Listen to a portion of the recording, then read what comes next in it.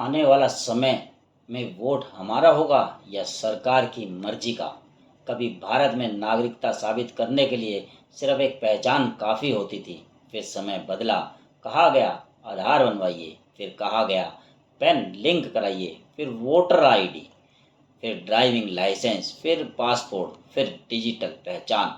आज एक आम आदमी के पास 5-6 पहचान पत्र हैं, लेकिन विडंबना देखिए, इतने पहचान पत्र होने के बावजूद समय समय पर नागरिकों से फिर पूछा जाता है, साबित करो कि तुम इस देश के नागरिक हो। यानी पहचान बढ़ती गई लेकिन भरोसा घटता गया। और अब सवाल सिर्फ नागरिकता का नहीं, सवाल लोकतंत्र का है, क्योंकि इस लोकतंत्र की सबसे बड़ी ताकत नागरिक की पहचान नहीं, उसका वोट होता है।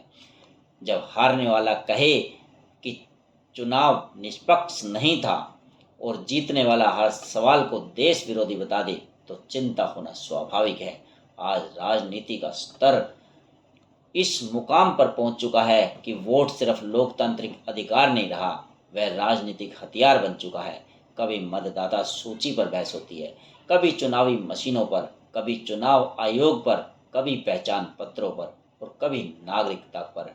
ऐसे में एक आम नागरिक के मन में यह सवाल उठना लाजमी है कि क्या भविष्य में हमारा वोट हमारी इच्छा से पड़ेगा या व्यवस्था की मर्जी से। यह सवाल डर पैदा करने के लिए नहीं, जवाब मांगने के लिए है, क्योंकि लोकतंत्र भरोसे पर चलता है। अगर जनता का भरोसा चुनाव प्रक्रिया से उठने लगे तो लोकतंत्र की सबसे मजबूत दीवार में दरार पड़ने लगती है।